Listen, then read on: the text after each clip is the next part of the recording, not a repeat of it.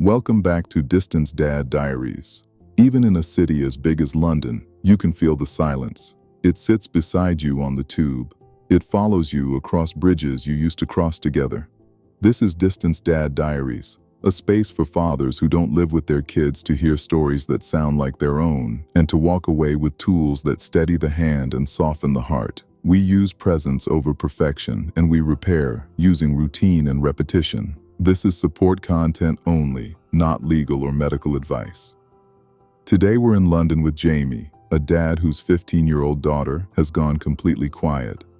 Not the kind of quiet that asks for a breather, the kind that closes doors and keeps them shut.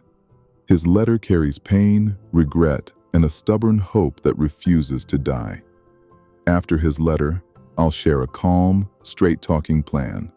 10 practices, 4 Q&As, and a 2-minute reset you can use the next time silence pays you a visit.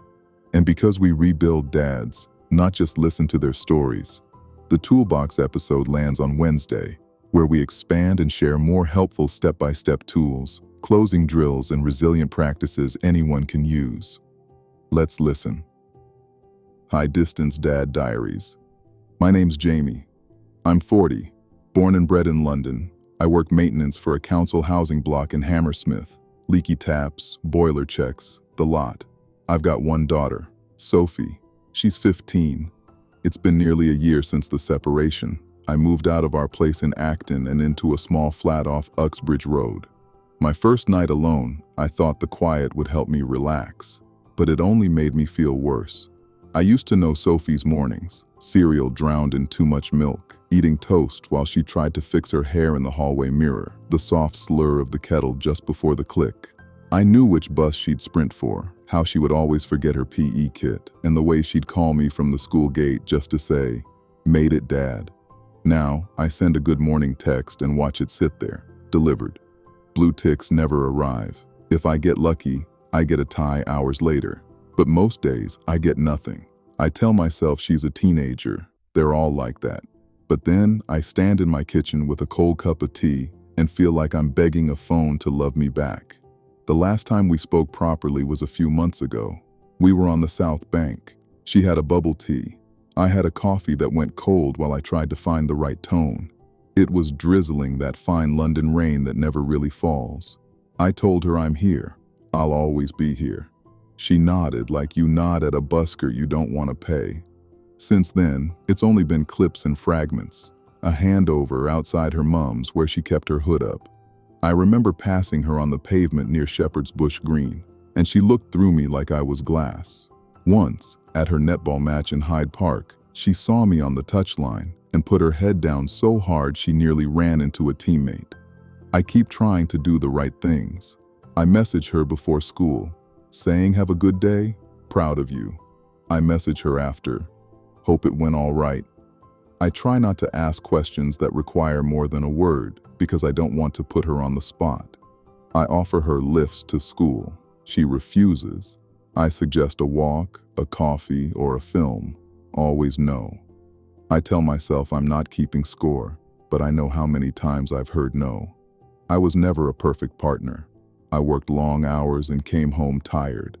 I thought being physically present in the house meant I was emotionally present. Her mom and I eventually drifted apart. We argued about small things because we couldn't face the big ones. I didn't cheat. I wasn't violent. But neglect is just as damaging. People give me advice. Give her space. Don't give up. She'll come around. I nod like a good man receiving wisdom, then go home and sit on the end of the bed and stare at the wall like it's going to teach me something. Some nights I take the Overground for no reason.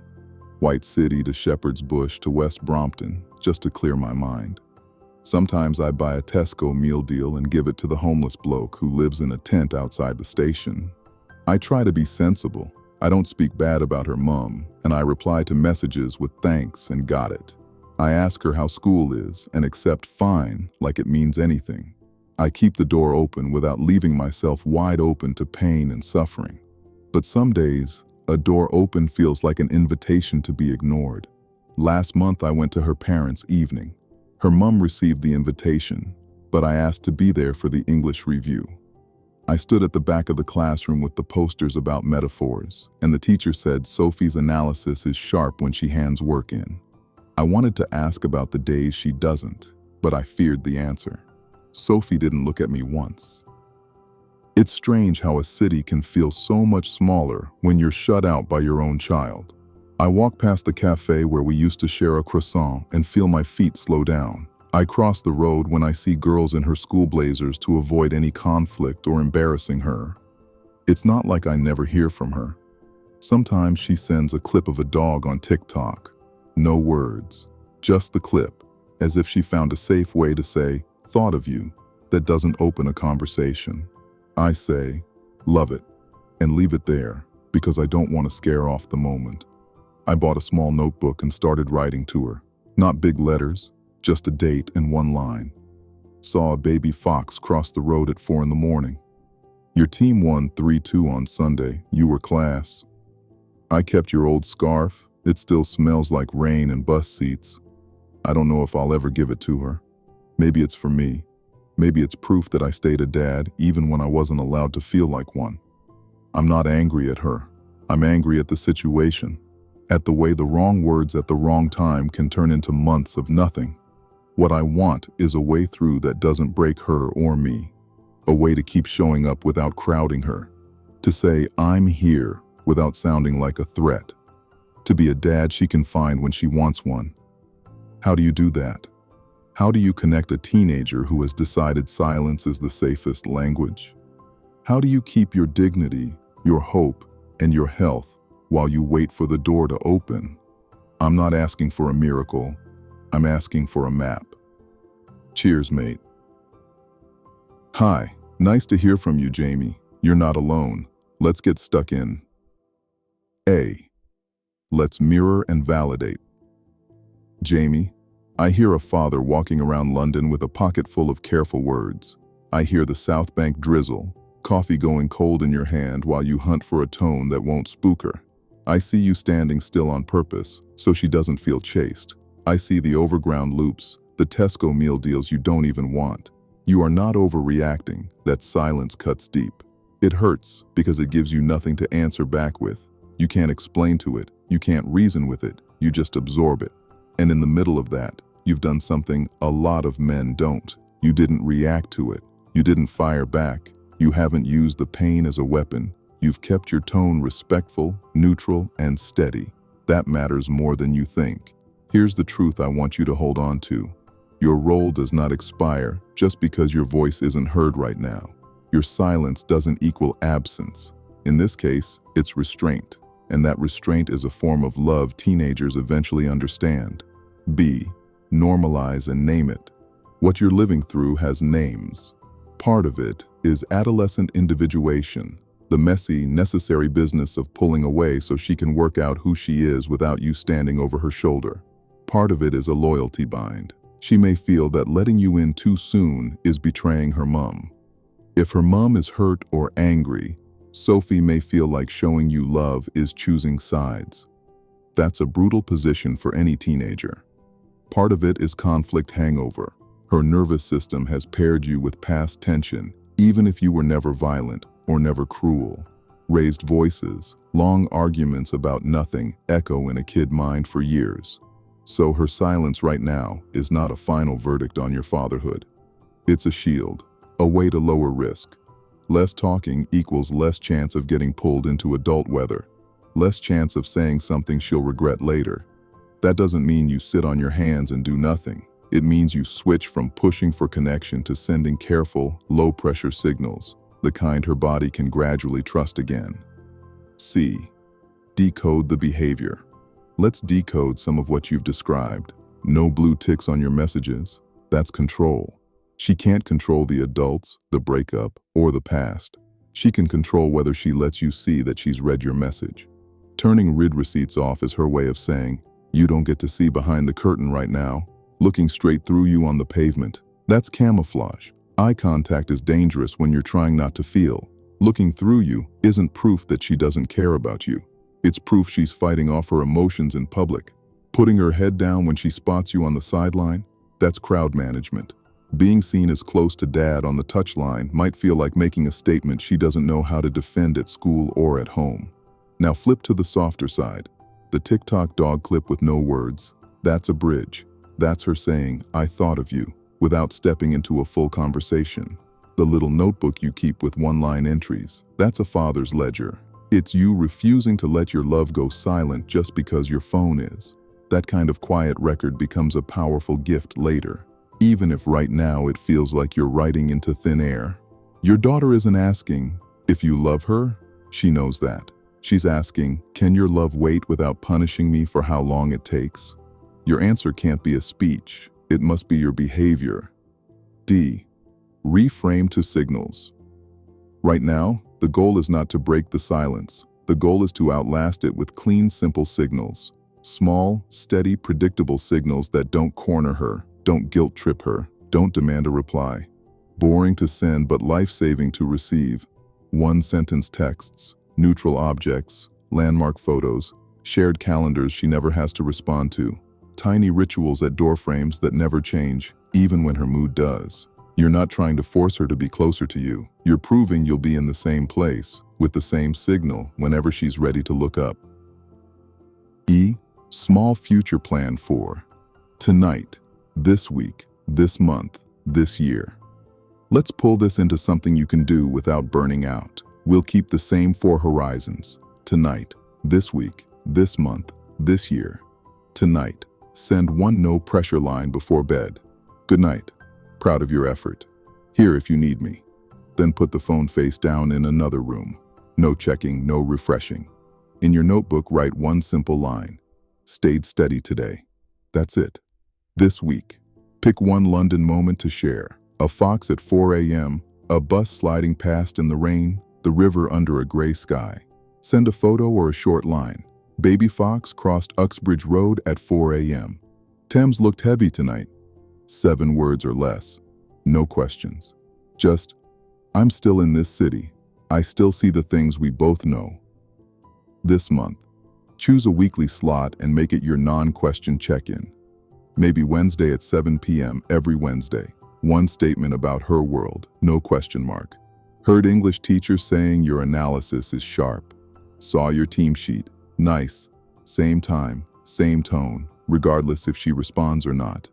This year, keep the Still Dad journal. Add 1 line a day. You're building a quiet record of the father you stayed, even when silence told you that you didn't matter. If one day she's ready, you can offer it to her. If she never is, at least it kept you anchored and sane. The toughest bit, spoken plainly. Stop chasing. Stop pleading. The dad who survives this season is the one who's likely to repair the connection with his kid. Now, here are 10 practices below. 1. The sentence signal. Why this works? Because short, low-pressure contact feels safe. A single sentence is easy to read, easy to ignore without guilt, and doesn't drag her into adult emotion.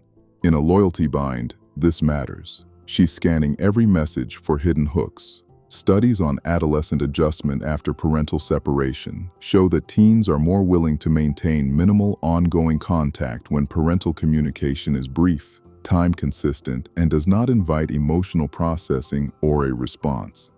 Predictability lowers avoidance because it removes the fear of being pulled into adult emotional responsibility. This supports the episode theme, My Teenage Daughter Won't Speak to Me, by grounding silence as a self-protective regulation strategy, not rejection. How to do it. Once a day, same kind of time, send 1 sentence. Thinking of you before your match. Hope art class was a bit easier today. Proud of how you keep going. Send it, then stop. No follow-up. Phone face down. The rhythm is the signal, not her reply. For example, 30 days of you sending 1 clean line, but never chasing her or adding any pressure for her to reply is 30 data points. Dad shows up calmly, steady and gently, even when I give him nothing back. But be careful. Never stack messages if she doesn't reply. Never send, "Did you see this?" or "Just checking you got my text." Never let her twist the tone into cold or guilt-loaded lines. Same energy, same length, every day, 2. Neutral bridge gifts. Why this works. When talking feels risky, objects can quietly carry care.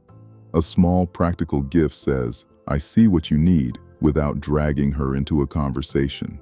It's a bridge that doesn't demand she walk across it right now. Use everyday items, not grand gestures. You're building a path, not putting up a statue.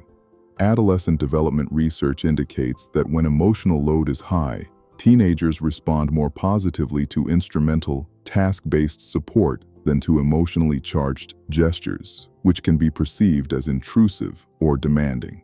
Low-effect assistance preserves autonomy while still communicating care, increasing acceptance of parental involvement. How to do it. Now and then, give or post something you know she uses. Hair ties, favorite pens, lip balm, a phone charger, her favorite snack. One small sticky note. For your bag. Dad. No long speeches, no big moment. Post it and that's that. Then move on.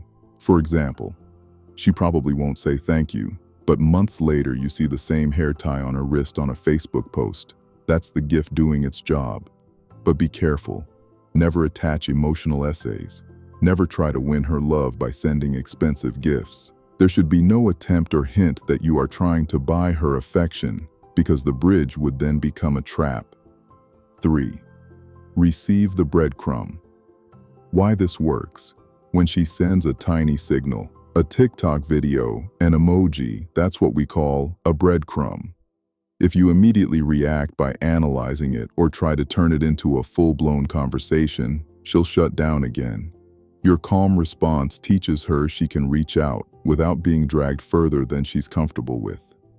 Breadcrumbs are her way of knocking on the door without walking in. Research on adolescent boundary setting shows that teenagers often initiate reconnection through minimal, low-commitment signals to gauge adult responses. Exaggerated emotional reactions disrupt this process and lead to withdrawal. Measured, proportionate responses support continued engagement by reinforcing emotional safety. How to do it. Match or slightly undermatch her energy.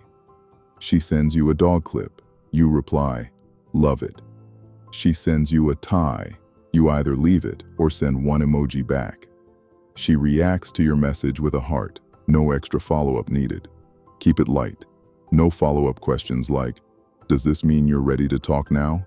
For example, over 8 weeks, she sends 6 random clips. You respond simply each time and then back off.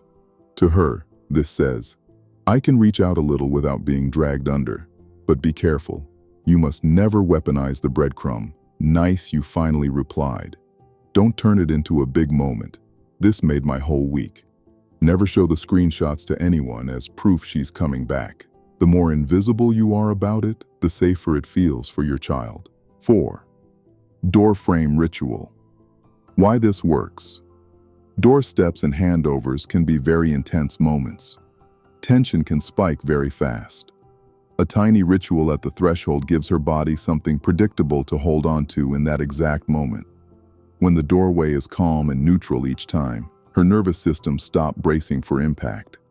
Research on stress regulation in children shows that consistent, rehearsed verbal routines at high transition moments, handovers, drop-offs, goodbyes, reduce physiological arousal and emotional escalation by lowering uncertainty and decision load, which in turn decreases conflict intensity.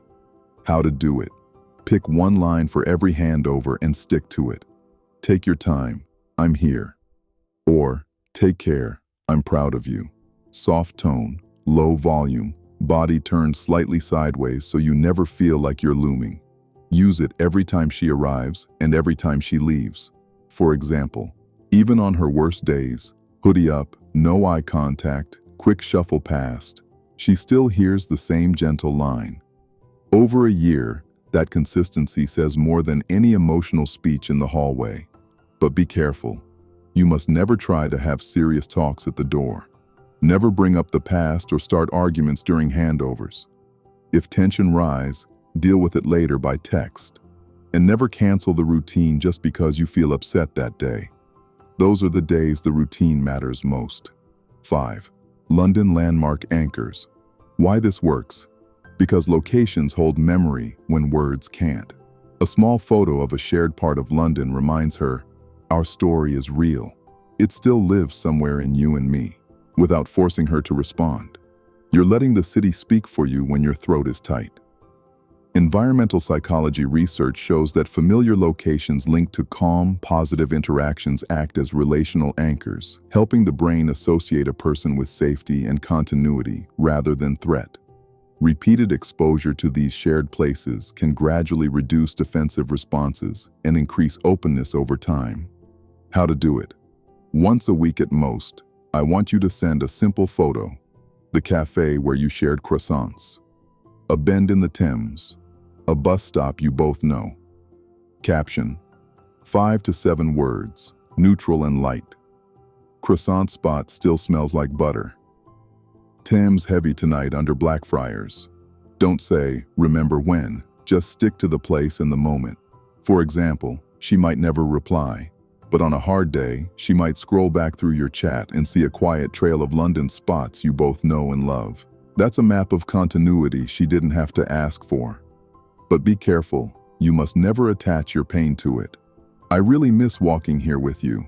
Never pick locations tied to conflict, a restaurant the family used to visit. Keep it clean, simple, and gentle. 6. Weekly non-question check-in. Why this works.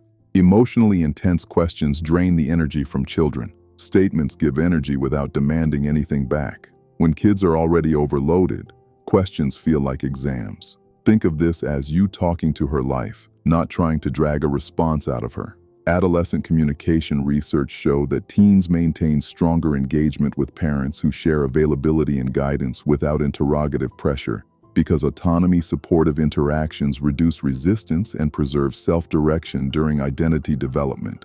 How to do it. You must pick one weekly slot, say Wednesday at 7 p.m., and send a short factual statement about her life. I saw your PE teacher. She said that you're the best netball player on the team. Heard your team won 3-2. Nice. Parents' evening booked. Proud of you either way. No question marks, no follow-ups. Just the one line, once a week, like a heartbeat. For example, 3 months of Wednesday statements builds a quiet pattern in her mind. Every Wednesday, Dad reaches out and doesn't ask me to reply or get angry when I don't. But be careful. You must never try to sneak in a few questions like, have you missed me? That flips the tool and erases the positive progress you've made recently. And never skip a day because you're discouraged. The whole point is that your rhythm never depends on her response. 7. Shared calendar. Why this works. Visible plans are safer than spoken ones. A calendar turns, I'll be there, from a promise into a piece of evidence kids can see. You're moving your reliability out of your mouth and into something she can check without talking to you. Post-separation family research shows that clear, advanced scheduling increases perceived reliability because reduced temporal uncertainty allows children to anticipate contact without vigilance, strengthening trust through expectation, outcome alignment rather than reassurance. How to do it. You must set up a simple shared calendar or send a monthly screenshot. Mark only what you're certain you can make. Your netball match, Hyde Park, 3 p.m. History Parents' Evening, 6:30 p.m. No speeches with it, just, here's where I'll be. For example, after a few months, there will be a visible pattern. When something is in your column, you always show up. Whether your child looks at it every week or twice a year, the pattern is there. But be careful. You must never nag if your child never checks it, never overpromise, and then cancel the event. One missed event on the calendar hurts more than one unlisted event you couldn't attend. 8. Still Dad Journal. Why this works. You need somewhere to put the love that currently has nowhere to land. If you don't, it leaks out sideways as bitterness, neediness, or emotional flooding. The journal lets you keep being dad on days when no one calls you that out loud. Psychological research shows that structured personal writing allows parents under chronic stress to process emotions privately, which reduces emotional spillover and reactive behavior during parent-child interactions. supporting calmer and more regulated responses over time. How to do it? You must send one line a day, but every day. Your tone, plain, honest, forward-facing. Saw the new Ghostbusters advertised. Thought of you. Your team won 3-2. You were class in that game. Day 47 of silence. Still your dad. Love you. Keep it for you. If one day it feels right to offer it to her, you'll know. If not, it still did its job. For example, on a rough night, you can flip back through 3 months of entries and see that you kept showing up in your own way, even when nothing came back to you. That protects you from the "I've done nothing" lie. But be careful. You must never turn it into a list of grievances or blame. Never tell her mom is poisoning her, or "one day you'll see how much I suffered." That's not a journal. Keep it strictly anchored in observation, effort, and hope. 9. Let the silence breathe. Why this works? If you treat every quiet moment as a failure, you'll start to panic and fill your mind with negativity. Your child doesn't need more loud noise. She needs proof you can sit with her, even when nothing is being said. Silence can either be a threat or a shared blanket. You decide which it is by how you handle it. Interpersonal and attachment research indicates that mutual, unforced silence in close relationships reflects relational security, as comfort without conversation signals emotional safety and atonement rather than withdrawal or disconnection. How to do it? Practice sitting in the quiet without fixing it. In the car, music on, no questions. On a bench, both looking at the same river, no forced talk. At home, a film on, no commentary needed. For example, she asks you to give her a lift home but sits in silence on her phone all the way. You must keep it steady, keep it calm, and when she exits the car say, "See you later." For her, that's proof you can handle being with her without needing her to entertain you. But be mindful, you must never sigh and say, "Well, this is awkward." Never text her later saying, "Would be nice if you actually spoke." That turns a brave silence into something she feels ashamed of. 10. Guard against bitterness. Why this works? If bitterness creeps in, it will leak into your voice, your texts, your face. Your child will smell it instantly, and silence will extend even further. It's okay to feel hurt, as long as you don't turn sour. That's the line you must walk. Research in effective transmission shows that children are highly sensitive to nonverbal emotional cues, and prolonged exposure to unresolved parental resentment elevates perceived threat, even when verbal communication remains polite or supportive. How to do it? You must build your own support. For your body, you must exercise every day. Take a walk or stretch. Do anything that gets you out of your head. For your mind, one honest check-in a week with a mate, your group, or a counselor where you say the hard stuff out loud. For your mental health, do one small thing each day that improves your life. Cook a real meal, fix something that's broken, learn something new. Check your tone. Now and then, record a voice memo to yourself and listen back to it. If you hear anger, sarcasm, or a negative tone, then take some time to regulate before you send anything to your child. For example, you're just about to send, "Would be nice to hear from you for once." You catch the bitterness, delete it, go for a 20-minute walk, then later send your one clean sentence instead. But be careful, you must never justify leaking your anger onto your child, even if you have every right to be angry. Take it to other men, to a professional, to an online rage page. If you can't calm your tone, it's better to pause contact for the day than fire off a spiky message you'll regret forever. Now below are a few questions dads genuinely ask. Question 1. What if the silence never ends? That's the fear that haunts most men. What if this is it? What if she never comes back?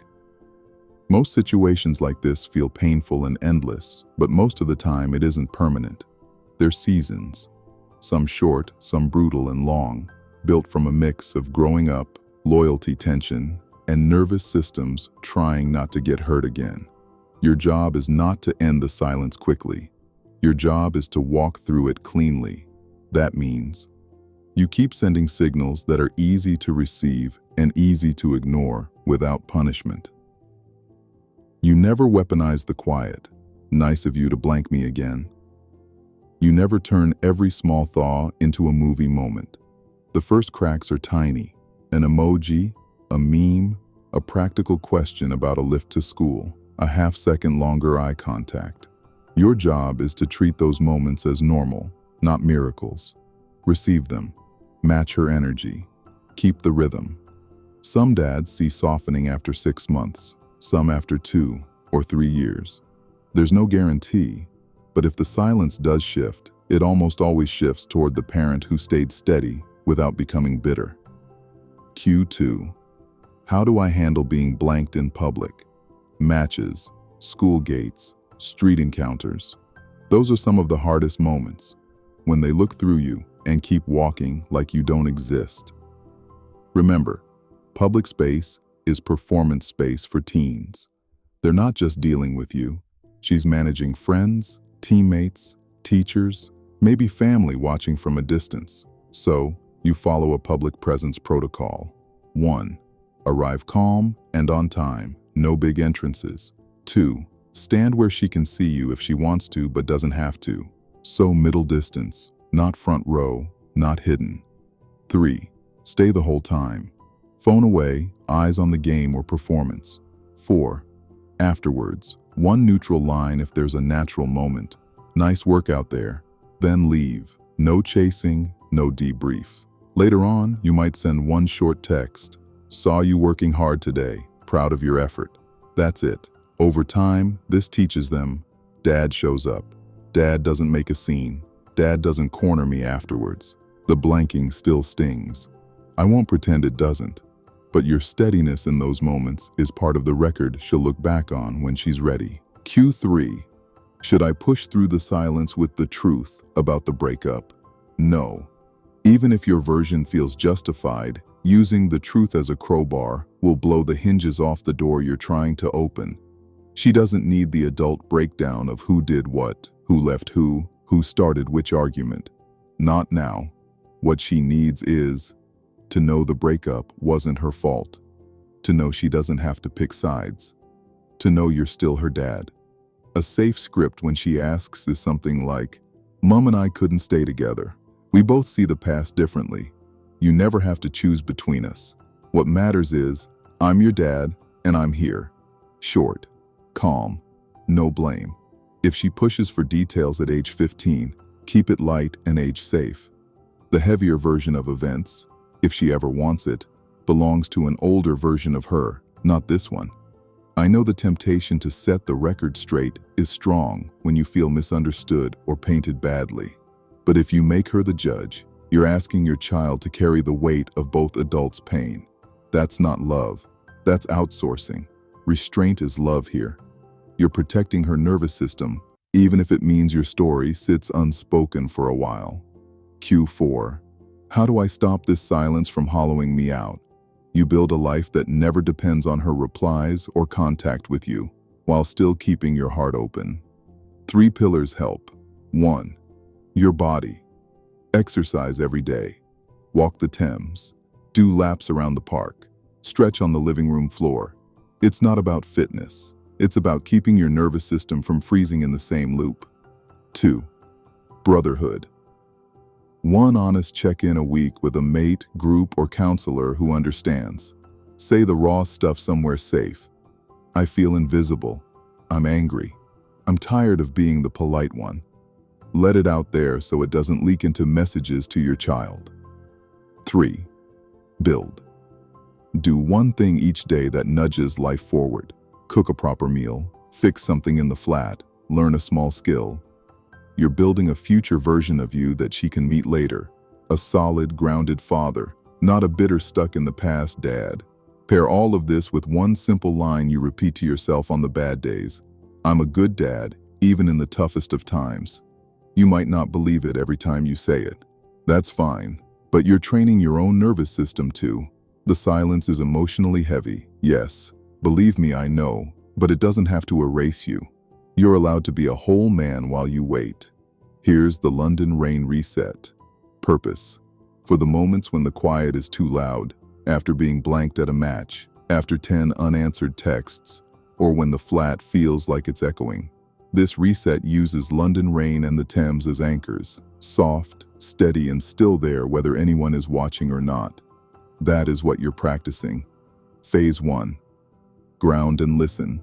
30 seconds. Stand by a window or step outside if you can. If it's raining, listen. If it isn't, picture that usual London drizzle, feet and hip width apart, arms loose. Breathe in through your nose for 4, hold for 2, out through your mouth for 6, twice. Notice where the ache sits, your chest, throat, or jaw. Quiet line. I'm here, I'm steady, I'm still there, Dad. Phase 2. Picture the Thames. 30 seconds. On your next inhale, picture the Thames at low tide, slow, dark, and not in a hurry to impress anyone. Inhale 4. The river is still here. Hold 2. Exhale 6. I'm still here. Repeat 3 times. Let the river stand in for you. Keep moving, even when nobody sees. Phase 3. Walk the South Bank. 45 seconds. Now see yourself walking the South Bank, not chasing your child, not rehearsing long speeches, just walking. There's people around you, the smell of coffee, the gray sky. Then, for a moment, imagine a future version of her walking beside you. It could be 5 years from now, or it could be sooner. No big reunion scene, just the two of you, side by side, watching the river, comfortable and quiet. 3 breaths with that picture.